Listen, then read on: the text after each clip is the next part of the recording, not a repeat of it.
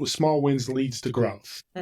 Meaning also get better 1% every day. Get small wins every day. Maybe you woke up and there's no emails in your email box because you cleaned it out. That's a win.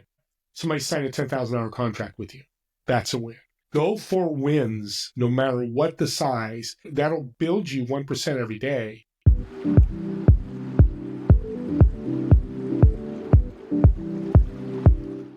Hello, everybody, and welcome to the show. My name is Tiffany Alexander, and you are on Unveiling Journeys. As you guys know, I am so happy, so excited to meet the coolest people I've ever met in my life. And I have a special person here today with you. Not only is he some of the key inspiration for how this podcast started, is running, is going, but he is a dear friend of mine, and we kind of live close by. I'm very to share with you. So here's what I'm going to do. Mr. Steve Ramona is going to be on today. You're going to hear his amazing story and a little bit more of like the unfolding of where he's at. So with that, Steve, come on up. Tell me a little bit about you and what you're doing right now. You're a rock star. I thank you for having me on. I'm fired up as well. I'm fired up to tell you what's going on. I've started a podcast October of 2022. I'm at 660 shows.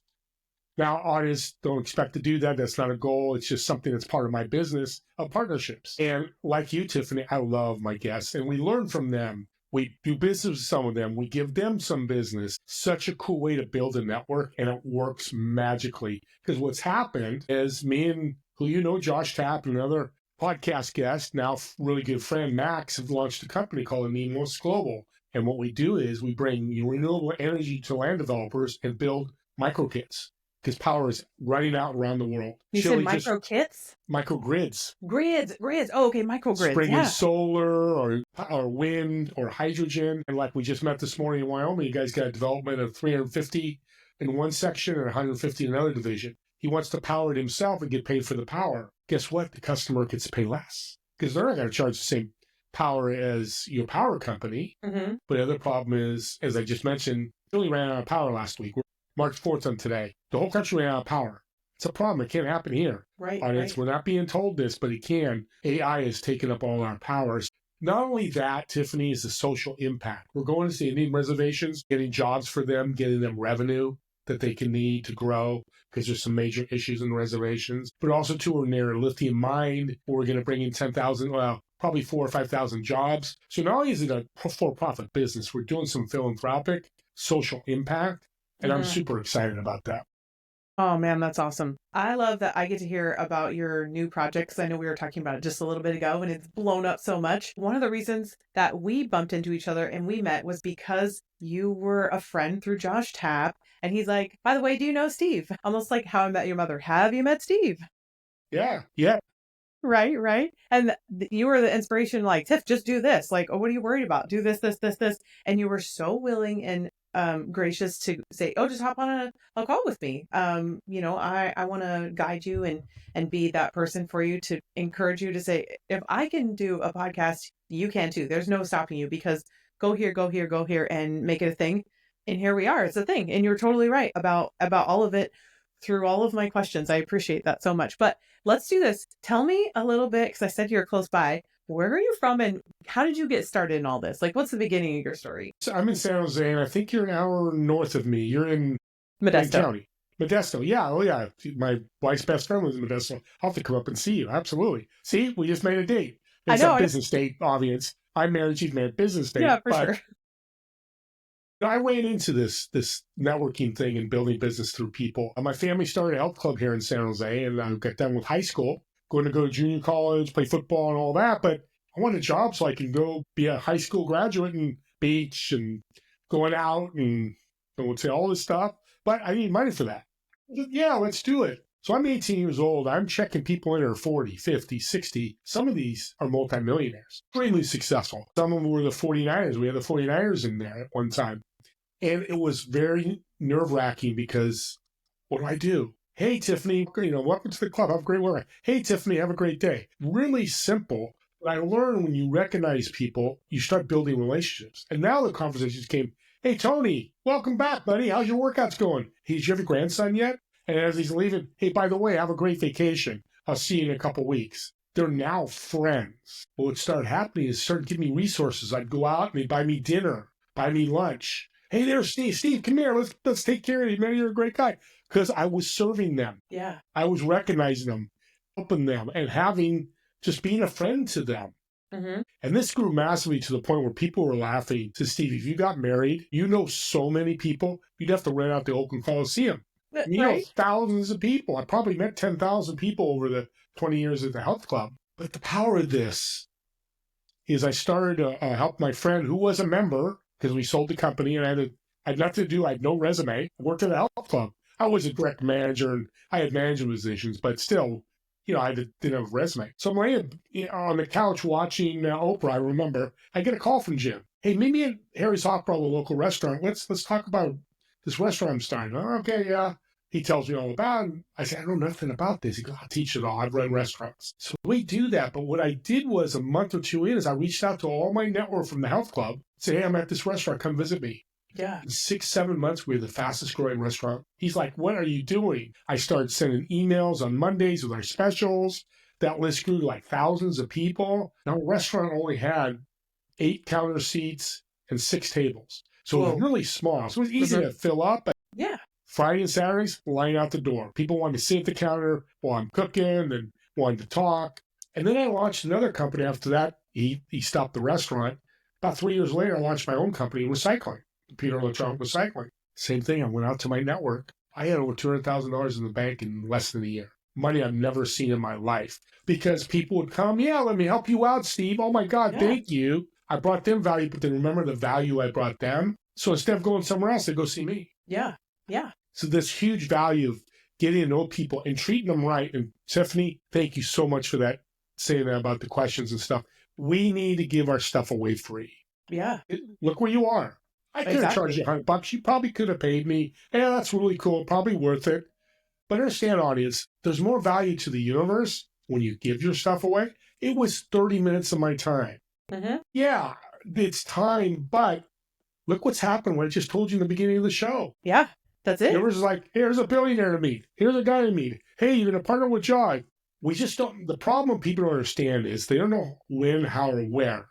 It's like, I want to serve people, but I got rent. I got this. I got to pay this. I'm in debt or whatever. Audience, I completely understand. I'm not saying to disavow that or forget that, but what does it cost you to serve somebody? What does it cost you to jump on a call and go, hey, I got a couple people you need to meet. Hey, here's a resource. Yeah. I think it can help you.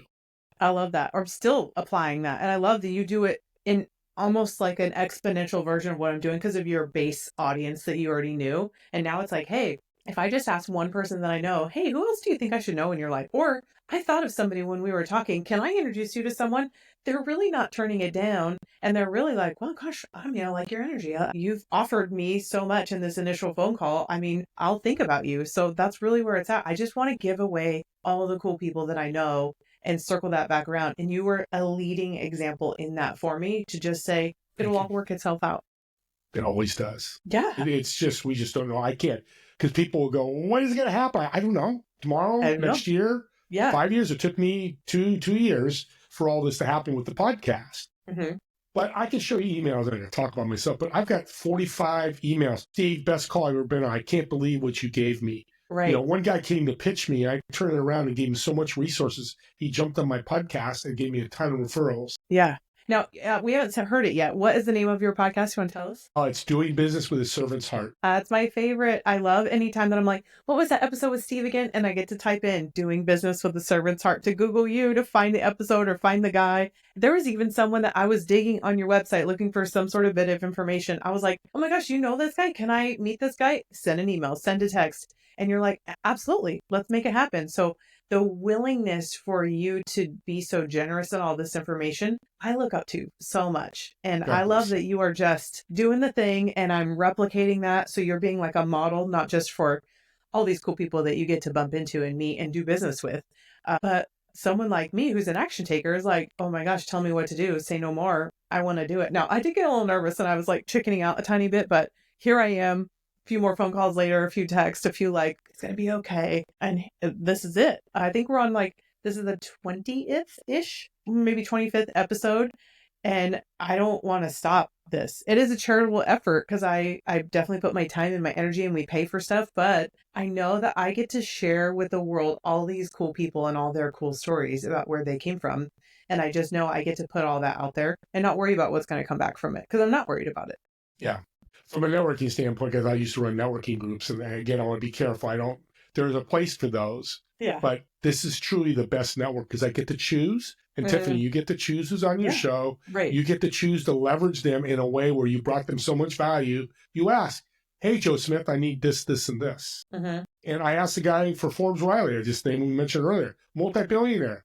So I'd love to have her on my show. He goes, see, that's such a great show. I'd love to introduce you. Because I took care of him, brought him value, brought him referrals. 3 days later, she was on my show. Yeah. You know, you've kind of hinted at it already, but this is one question I like to ask everybody because this is a lot of effort, a lot of work and your time and really your money to put all this together and the mental ability to even make it happen. Why would you say this is so important to you, what it is you're doing in the podcast space versus why is it so important for the new project you're working on? We'll go into that in a minute. Audience, I want you to think about, Tiffany, what did you feel like Christmas morning when you were a kid?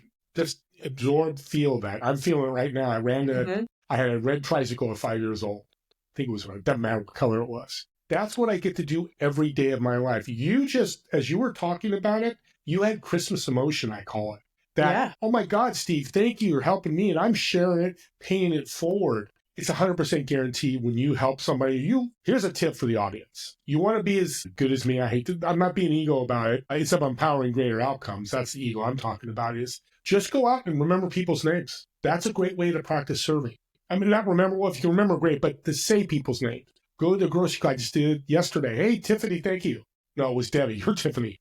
Confused. Yeah. She goes, well, you're welcome. The look is because people want to be seen. Yeah. And wherever you can do that or heard, but I like seen.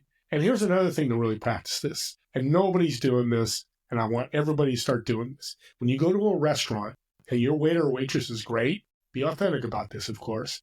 Grab the manager and tell them. And I just did this. I love doing that so much. See, that's why we're so aligned. I do. Isn't it great? I had the most amazing food at this cute little restaurant that just opened up. I didn't know it was like a franchise type chain, but I was so blown away at the service and the food that I walked up to the counter. I stood in line again and I said, I have to tell you guys how good this was and how it impressed me.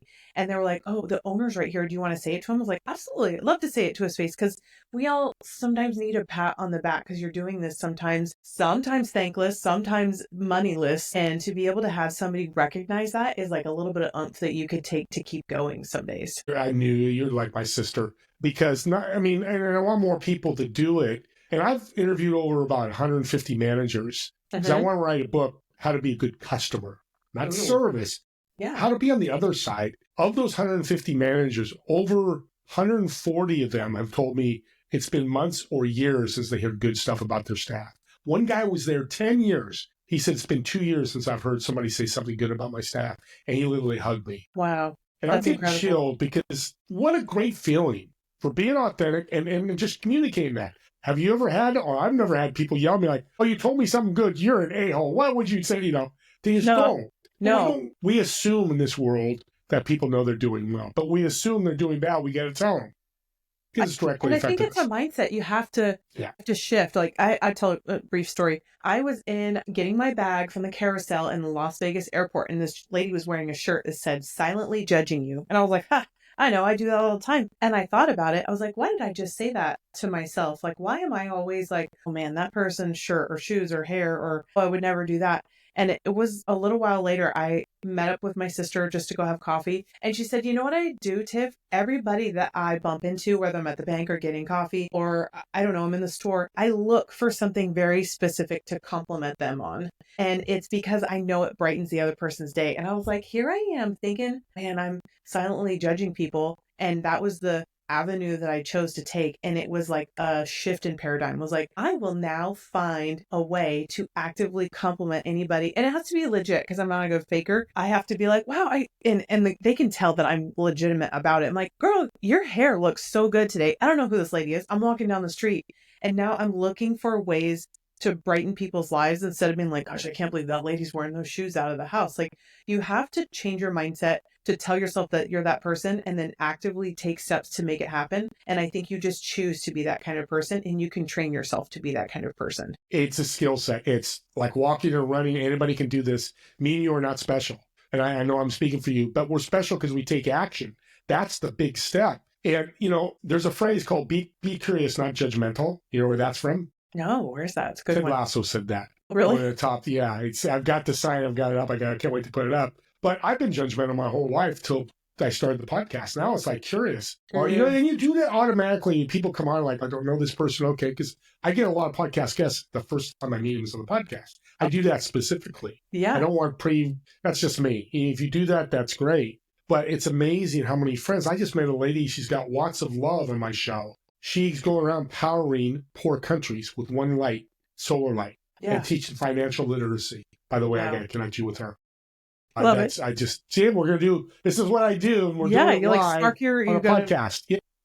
Here's the other thing, Tiffany, about people with the shoes they're walking in. We hear that all the time. So I'm at the grocery store a few years ago, probably 4 or 5 years ago now, and it was a day of hell, things happening up and down. I tell people when that happens, walk away and go serve somebody. And I have thought about that when I'm standing in line at Safeway.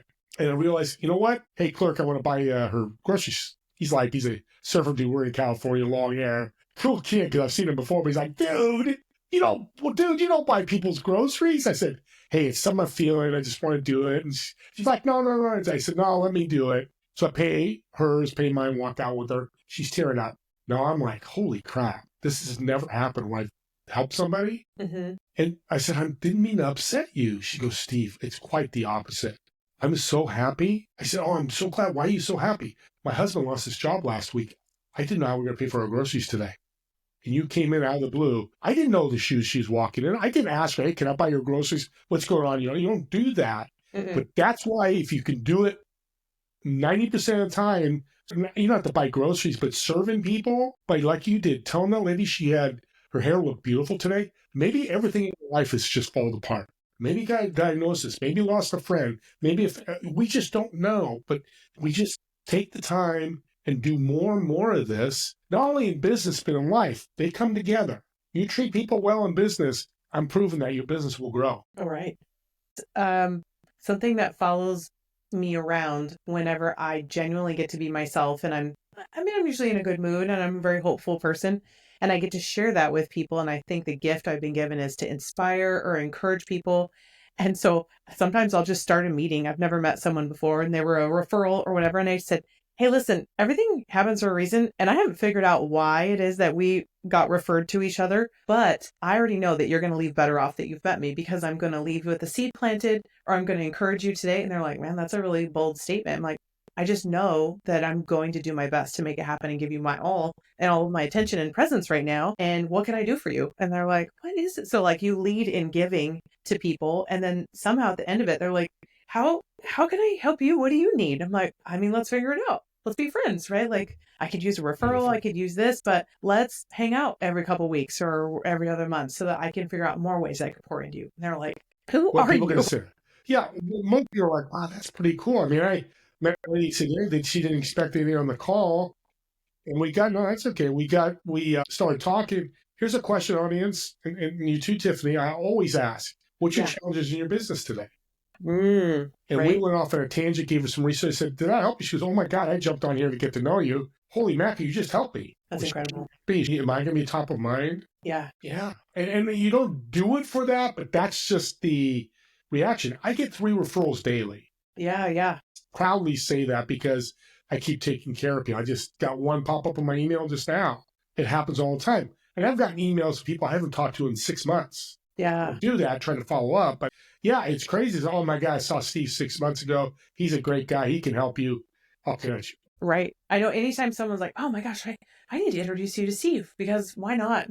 It's like this internal little voice you have to listen to decide whatever's going on. And don't avoid that. Because I, even myself, if I'm thinking of somebody hard, it's like, man, I bet they need a phone call from me, or they need me to pray for them, right? Like there's some reason that you've popped up into my brain, and one way or another, I'm going to figure it out. So that's why I've turned away from like scrolling on Facebook to more LinkedIn. Like, who can I help in their business right now? So I need to follow all these people, right? So that I can figure out a way to add value to them. Yeah. But Love it.